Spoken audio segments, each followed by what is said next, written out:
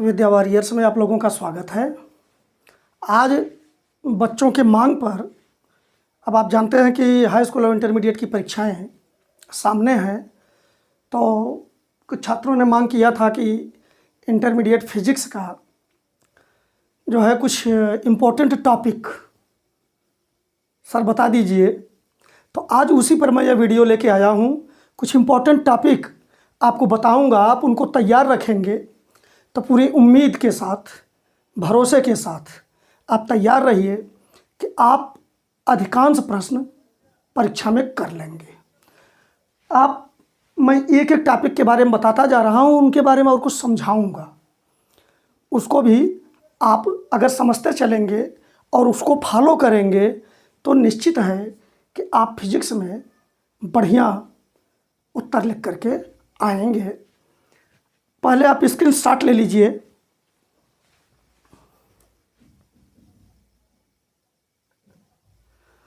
चलिए, यहाँ मैं कुछ टॉपिक लिखा हूँ और उसी पर बात कर रहा हूँ। उस टॉपिक को आप तैयार रखिए। जैसे कूलाम का नियम है। कूलाम के नियम में आपको ज़्यादा नहीं, बस कूलाम के सूत्र की जानकारी होनी चाहिए। कभी कभार पूछ सकता है कूलाम का नियम लिखिए, लेकिन यह बहुत महत्वपूर्ण नहीं है, लेकिन सूत्र जानना आपको जरूरी है। वैद्युत क्षेत्र तथा मात्रक। वैद्युत क्षेत्र की तीव्रता की परिभाषा तो बहुत कम पूछता है, लेकिन इसका मात्रक बहुत महत्वपूर्ण है, तो आप उसको भी तैयार रखिए।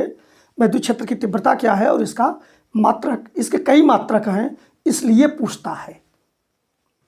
अब जो भी मात्रक विकल्प में दिया रहेगा और उसी को आपको चुनना है। कभी कभी ऐसे भी दे देता है कि 4 मात्रक में से 3 मात्रक वैद्युत क्षेत्र के ही होते हैं और पूछता है कौन सा वैद्युत क्षेत्र का मात्रक नहीं है, तो इसको आप तैयार रखेंगे। वैद्युत द्विध्रुव, देखिए इसे हमने इम्पोर्टेंट बताया है। वैद्युत द्विध्रुव आप तैयार रखिए, ठीक। वैद्युत द्विध्रुव के वैद्युत क्षेत्र की तीव्रता का सूत्र। वैद्युत द्विध्रुव के कारण जो 2 स्थितियों में हो सकता है, आपको पढ़ाया गया होगा कि अक्षीय स्थिति में और निरक्षीय स्थिति में वैद्युत क्षेत्र की तीव्रता। तो आप डेरिवेशन का चक्कर छोड़ दीजिए, आप सूत्र तैयार रखिए। सूत्र इंपॉर्टेंट है। गॉस प्रमेय, गॉस प्रमेय इंपॉर्टेंट है, इसका डेरिवेशन भी। डेरिवेशन मतलब निगमन, व्युत्पत्ति, आप तैयार रखिए। अनंत लंबाई के एक समान सीधे तार के निकट वैद्युत क्षेत्र की तीव्रता। अनंत लंबाई के सीधे तार, जिसमें गॉस प्रमेय के नियम से ही यह जो है प्रूव किया जाता है, इसका निगमन किया जाता है। एक यह, और अनंत विस्तार के समतल आवेशित अचालक चादर के निकट वैद्युत क्षेत्र। आप यह समझ के चलिए कि गॉस प्रमेय या एक समान सीधे तार के निकट वैद्युत क्षेत्र की तीव्रता या अनंत विस्तार के समतल आवेशित अचालक चादर के निकट वैद्युत क्षेत्र की तीव्रता में से संभवतः एक प्रश्न आना ही आना है। फिर वैद्युत द्विध्रुव के कारण विभव का सूत्र, यह सूत्र आप तैयार रखिए। समविभव पृष्ठ, अगर आपके पाठ्यक्रम में है तो समविभव पृष्ठ पूछ भी सकता है। समविभव पृष्ठ क्या है, नहीं तो इस पर सवाल बहुत बढ़िया बनता है, इसको आप जरूर तैयार रखिए। संधारित्र में संचित ऊर्जा। संधारित्र में तो काफ़ी चीज़ें दिया हुआ है, लेकिन आप उसमें संचित ऊर्जा, उसके प्लेटों के बीच संचित ऊर्जा का सूत्र तैयार रखिए, और हो सके तो निगमन भी तैयार रखिए। वन डे ग्राफ जनित्र का सिद्धांत। वन डे ग्राफ जनित्र मैं निश्चित नहीं हूं कि आपके पाठ्यक्रम में है या नहीं। यदि है तो आप कम से कम सिद्धांत इसका तैयार रखिए कि यह किस सिद्धांत पर कार्य करता है, और अगर नहीं है पाठ्यक्रम में तो कोई बात नहीं। अपवाह वेग तथा ओम के नियम की व्युत्पत्ति। देखिए, मैं यहाँ इकाइयों में अलग नहीं बांटा हूँ, क्योंकि इतना जगह भी नहीं है। मैं केवल मेन टॉपिक पर बात किया हूँ। आप आगे बढ़ते जाएंगे, सारे टॉपिक आपको मिलते जाएंगे, इकाइयाँ बदलेंगी। इकाई मतलब यूनिट। संधारित्र, फिर अपवाह वेग और ओम के नियम की व्युत्पत्ति। ये जो इलेक्ट्रॉनों का अपवाह वेग है, इसको आप तैयार रखिए, और इस आधार पर ओम के नियम की व्युत्पत्ति कैसे होती है, ओम का नियम क्या है, इसको तैयार रखिए।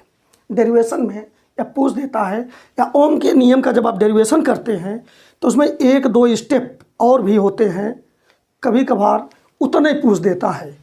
तो आप अगर देखेंगे तो उसमें कई फार्मूलाज निकाल करके 2-3 तब जा कर के ओम के नियम पर पहुँचे हैं, तो उनको भी अलग अलग आप तैयार रखेंगे।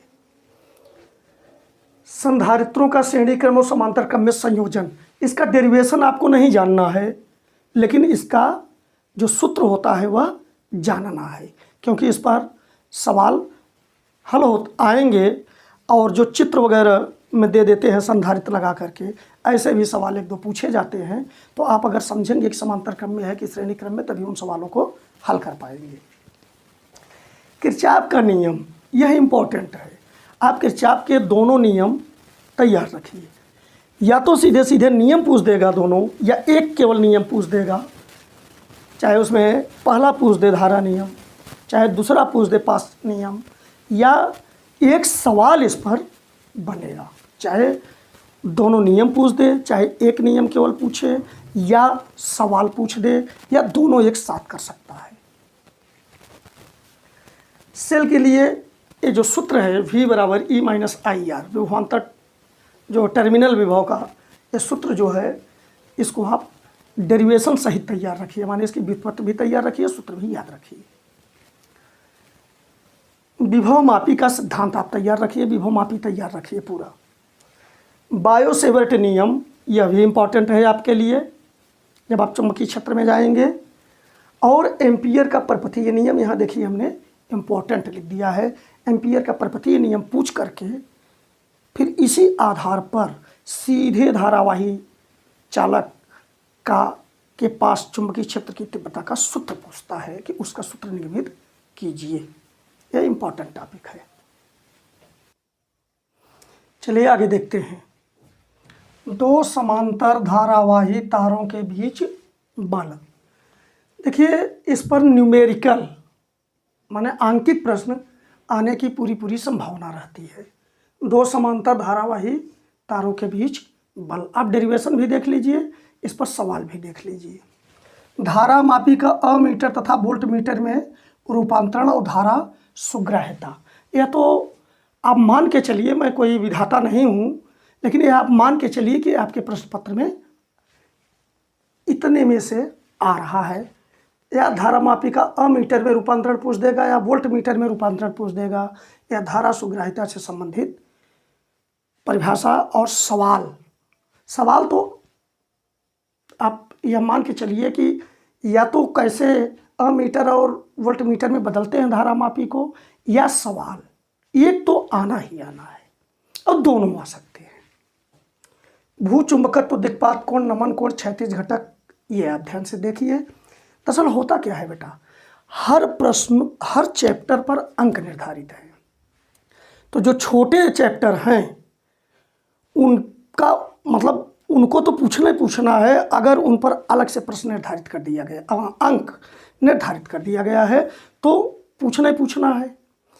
तो इसलिए भूचुंबकत्व आप तैयार रखिए, इस पर प्रश्न आता ही है, चाहे परिभाषा आपसे दिक्पात कोण क्या है, नमन कोण क्या है, पृथ्वी के चुंबकत्व का क्षैतिज घटक क्या है, या बहुधा इस पर 1 नंबर का सवाल आ जाता है। इसको आप तैयार रखिए। भंवर धाराएं, स्वप्रेरण, अन्योन्य प्रेरण पर सवाल, यह भी आप निश्चित मानकर चलिए कि यह आपके प्रश्न पत्र में आ रहा है। या आपसे यह भी पूछ सकता है भंवर धाराएं क्या हैं, या इनमें से सब आ सकते हैं पेपर में। स्वप्रेरण क्या है, इस पर सवाल आ सकता है। अन्योन्य प्रेरण क्या है, इस पर तो सवाल बहुत कम ही बनता है, लेकिन सवाल इस पर आप तैयार रखिए। प्रत्यावर्ती धारा में चलते हैं AC। तो प्रत्यावर्ती धारा में शिखर मान और वर्ग माध्य मूल मान क्या है। वर्ग माध्य मूल मान का सूत्र आपको याद रहना चाहिए। इनसे संबंधित जो सूत्र है उस पर सवाल आना ही आना है, ठीक। और इसमें चूंकि ये बहुत महत्वपूर्ण चैप्टर है, इसका तो आप बढ़िया से तैयारी रखिए, प्रश्न में आना ही आना है। प्रतिघात और प्रतिबाधा का विभिन्न AC परिपथ आप देखे होंगे। LCR है, LC है, CR है, इस तरह से आपको कई तरीके से पढ़ाया गया होगा। तो उनमें प्रतिबाधा क्या है और प्रतिघात क्या है, प्रतिबाधा क्या है, और इस पर आंकिक प्रश्न। आप यह श्योर हो जाइए कि यह बड़े प्रश्न वाला, जो बड़े अंक वाले प्रश्न होते हैं उसमें इसको आना ही आना है। आप सवाल तैयार रखिए। और इनकी परिभाषा, चुंबकीय द्विध्रुव के वैद्युत क्षेत्र तथा विभव का सूत्र, वहाँ मैं जो है भूल गया था, नहीं लिखा था। चुंबकीय द्विध्रुव के वैद्युत क्षेत्र और विभव का आप केवल सूत्र तैयार रखिए, ताकि वैद्युत द्विध्रुव के वैद्युत क्षेत्र और विभव से आप तुलना करके इसको समझेंगे तो बहुत बढ़िया समझ में आएगा। तभी इसमें आपको चुंबकीय द्विध्रुव क्या होता है उसको भी तैयार रखना होगा। देखिए, विद्युत चुंबकीय तरंगों में अब चलेंगे तो इसमें भी इसका भी अंक निर्धारित है और बहुत छोटा चैप्टर है यह, तो आप उस चैप्टर को जरूर तैयार करें, ठीक है, जो छोटा है और अंक निर्धारित भी है, कम समय में आप तैयार कर सकते हैं। इसमें एक्स किरण, गामा किरण, रेडियो तरंग और सूक्ष्म तरंग, 4 मुख्य मैंने बता दिया है। इनका गुण आप तैयार रखिए। इनकी आवृत्ति क्या होती है, बहुधा परीक्षा में पूछा गया प्रश्न है यह, कि एक्स किरणों की आवृत्ति किस परास तक होती है, माने किस परिसर तक होती है, कितने से कितने तक होती है। और इसी तरह से गामा किरण है, रेडियो तरंग है, सूक्ष्म तरंग है, इनका भी आप तैयार रखिए। अब चुंबकीय तरंग के गुण, ये बहुत इंपॉर्टेंट है, इस पर आपसे प्रश्न करना ही करना है।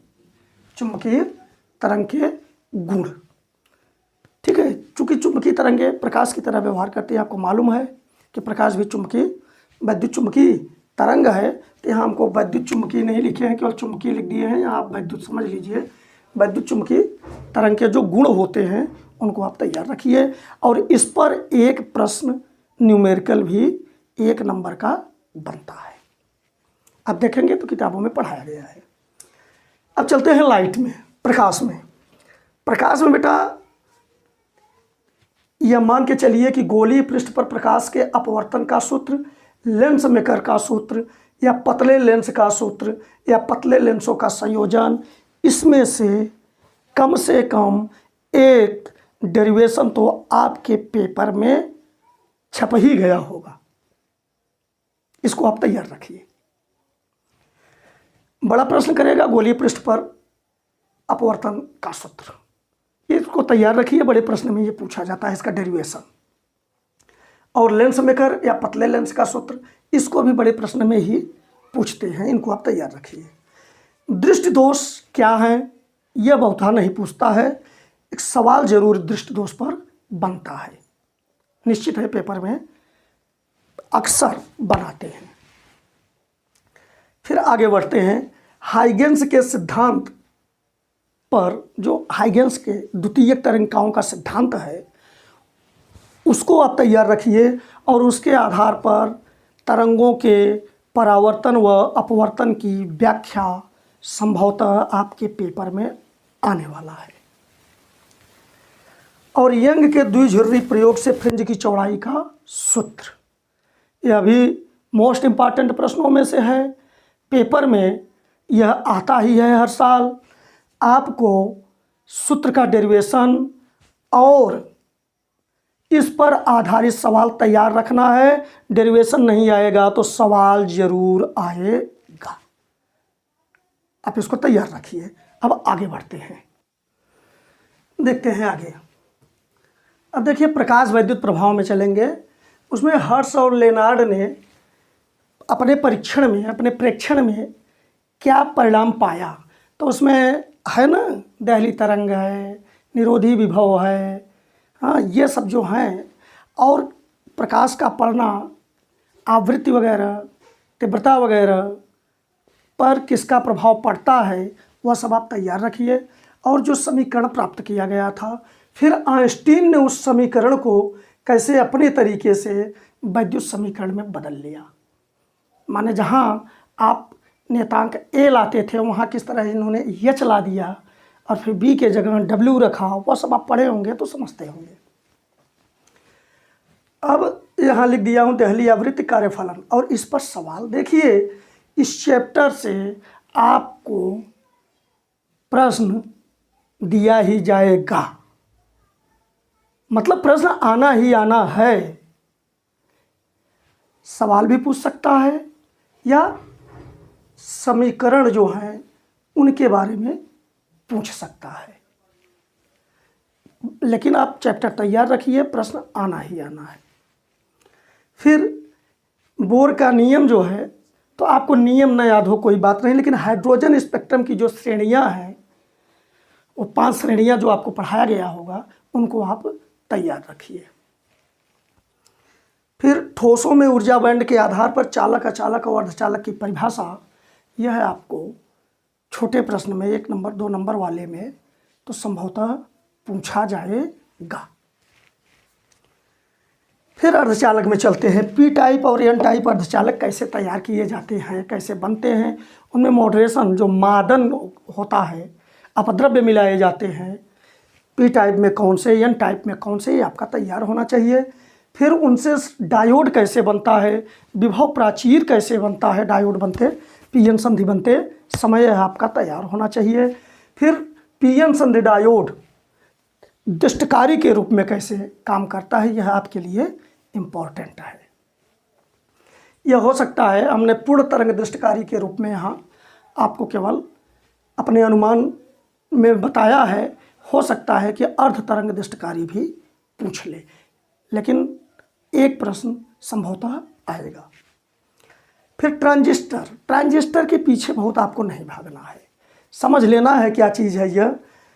प्रवर्धक और दोलित्र के रूप में आप तैयार रखिए, और वैसे भी आप इसे हो सकता, यह आपको बहुत हो सकता है कठिन लगे, तो कोई बात नहीं, आप धारा लाभ वगैरह ये सब तैयार रखिए, तो इसका वैकल्पिक प्रश्न कहीं न कहीं आपको ऐसा मिल जाएगा जो आपको आ रहा हो, और अगर आप तैयार कर सकते हैं तो तैयार कर लीजिए। फिर आते हैं लॉजिक गेट पर। लॉजिक गेट एक छोटा सा चैप्टर है और उससे प्रश्न बनना ही बनना है। देखिए, अभी हमने एक चीज़ समझाया, फिर बता रहे हैं, आप अपनी नीति कैसे तैयार करेंगे, स्ट्रेटेजी कैसे तैयार करेंगे तैयारी की। अब जैसे देखिए, लॉजिक गेट एक छोटा सा चैप्टर है, लेकिन इस पर भी अंक निर्धारित है और बहुत रोचक है यह। मतलब आपने इसको पढ़ लिया तो आप प्रश्न कर ही लेंगे, पूरी संभावना है, माने उतना नंबर 2 नंबर तो कम से कम मान के आप चलिए आपके लिए रखा है। ठीक, अब इतनी बातें अगर आप समझ गए तो थोड़ी सी हम आगे चर्चा कर लें कि आपको तैयारी कैसे करनी चाहिए। फिर उसी बात को दोहरा करके हम आगे बढ़ रहे हैं बेटा, कि हर चैप्टर के लिए अंक निर्धारित किए गए हैं। तो शुरू में आप देखेंगे बड़े बड़े चैप्टर हैं, एक ही चैप्टर में कई चीज़ें हैं, लेकिन अंक तो उनका जो निर्धारित है वही पूछेगा। अगर आपको प्रारंभ में वे कठिन लग रहे हैं चैप्टर, जैसे क्या कहते हैं वैद्युत से संबंधित है, चुंबकत्व से संबंधित है, तो कोई बात नहीं। आप अगर पूरा सिलेबस पढ़े हैं, पूरा पाठ्यक्रम पढ़े हैं, तो आप चयन कर लीजिए कि कौन से छोटे चैप्टर हैं और अंक निर्धारित हैं। सब सीधे प्रश्न आते हैं, बहुत कठिन प्रश्न नहीं पूछे जाते हैं। तो जो प्रकाशिकी है, जिसमें लाइट आपने पढ़ा है, और जो आधुनिक भौतिकी है, मॉडर्न फिजिक्स, आगे जो आप पढ़ते हैं इलेक्ट्रॉनिक युक्तियाँ वगैरह, प्रकाश विद्युत प्रभाव, यह सब वो छोटे चैप्टर हैं। आप इनको तैयार रखिए, और इस तैयारी में आप देखेंगे कि हर छोटे चैप्टर हैं, लेकिन अंक निर्धारित हैं और सीधे प्रश्न आते हैं उनमें, वो जल्दी आपसे आप तैयार भी उन्हें कर लेंगे। तो अब आपको करना क्या है कि यह देखना है कि क्या आप उनको पढ़े हैं। अगर पढ़े हैं तो आप झट से उनको पहले तैयार कर लीजिए, क्योंकि लाइट के पहले वाले जो चैप्टर हैं, या लाइट तक ले लीजिए, हाँ लाइट के पहले वाले, ये जितने नंबर के बनेंगे उतने ही नंबर के आगे वाले भी बनेंगे। माने 70 में आप 35 मान करके चलिए, और उस 35 को आप जल्दी कवर कर सकते हैं अगर आपने पढ़ा है तो। वैसे मैं अब एक अपना विचार बना रहा हूँ कि अगर आप लोग कोई टॉपिक वाइज मांग करेंगे तो मैं टॉपिक वाइज भी वीडियो आप डाल करके परीक्षा के लिए आपकी मदद करूंगा। जो भी समय है उसमें जो भी मदद कर पाऊंगा, और नहीं तो मैं अपने मन से ही गेस करके, विशेष करके मैं उन टॉपिक को चुन लूँगा कि जिनकी आने की, प्रश्न पत्र में आने की प्रबल संभावना है, उसका वीडियो मैं डालता रहूँगा। और आप लोग इसको शेयर करें और आगे बढ़ाएं। देखिए, हो सकता है यहाँ कुछ टॉपिक शायद छूटे थे क्या, बंधन ऊर्जा के बारे में आपको हमने शायद यहाँ नहीं लिखाया क्या कहीं। देखिए यहाँ शायद छूट गया है, इसको आप जरूर तैयार रखिए। द्रव्यमान ऊर्जा समीकरण वाला जो चैप्टर है बंधन ऊर्जा, उसमें है बंधन ऊर्जा, और उससे पहले यह समझिए द्रव्यमान क्षति, यह पहले आ जाता है। इस पर सवाल आना ही आना है। बंधन ऊर्जा पर सवाल आना है। बंधन ऊर्जा क्या है, फिर सवाल पूछ देगा, बड़े प्रश्न में आएगा। और या हो सकता है कि और परिभाषा पूछ दे आपसे, तो छोटे प्रश्न में आएगा द्रव्यमान क्षति। ठीक है। और एक बात आप समझिए, फिजिक्स के प्रश्न पत्र में बेटा जो 70 नंबर का प्रश्न पूछा जाता है, आप केवल थियरी अगर तैयार रखेंगे तो यह मानकर चलिए कि आप कुछ नहीं कर पाएंगे। आपको मात्रक वगैरह रटे होने चाहिए, क्योंकि बहुविकल्पी प्रश्न अन्य प्रश्नों से भी कठिन बना देते हैं। क्यों कठिन होते हैं वे? क्योंकि उनको समझना पड़ता है और समझ के आधार पर होते हैं। तो आपको मात्रक वगैरह तैयार रखना चाहिए। इसके बाद अब ये आप यह मान कर चलिए कि न्यूमेरिकल और डेरिवेशन मिला करके, माने जो व्युत्पत्ति आप करते हैं, निगमन, यह मिला करके 70 प्रश्न में 55 से 60 प्रश्न तक रहते हैं। बाकी सीधी सीधी जो परिभाषाएं पूछी जाती हैं वो बहुत कम नंबर के होते हैं। परिभाषाएं आपसे पूछी भी जाती हैं तो उनके साथ एक न्यूमेरिकल जोड़ देते हैं, या तो फिर वो डेरिवेशन वाले प्रश्न होंगे। अगर उनको भी हम गणित में ही, न्यूमेरिकल में ही माने, तो आप मान के चलिए कि अधिकांश प्रश्न पत्र में आपके न्यूमेरिकल और डेरिवेशन होता है। इसलिए आप न्यूमेरिकल मजबूती से तैयार रखिए। कभी कभी प्रश्न पत्र जब कठिन बनाते हैं, कठिन हो जाता है अब बनाना तो अलग बात है, कभी कभी डेरिवेशन वगैरह नहीं पूछते हैं तो न्यूमेरिकल ही ज़्यादा रख देते हैं। कुछ पेपर ऐसे देखे जाते हैं। तो उसमें आपको क्या करना है कि इसलिए हमने देखिए जगह जगह इंगित कर दिया कि सवाल तैयार रखिए, इस पर सवाल तैयार रखिए, इस पर वो करना है। तो सवाल भी आप हल करके तैयार रखिए। सूत्र, सीधे सीधे सूत्रों पर सवाल आता है अधिकांश सवाल। अगर आपको सूत्र तैयार है तो सवाल तैयार रहेगा। ये हमने अपना अनुमान बताया। संभवतः ये प्रश्न पत्र में इतने में से ही हो सकता है कि सब कुछ पूछ लिया जाए या ना पूछ लिया जाए। कई सेट पेपर बनते हैं, तरीका बदल चुका है। तो आप अपनी तैयारी, यह एक अनुमान दिया हूँ, इसको तैयार रखिए, न्यूमेरिकल मजबूत रखिए। डेरिवेशन जिन चीज़ों का बताया हूँ, डेरिवेशन भी आप तैयार रखिए। और इस वीडियो को और भी आगे शेयर करिए। पता नहीं कितने विद्यार्थियों का हित हो सकता है जो मानसिक प्रेशर में हो।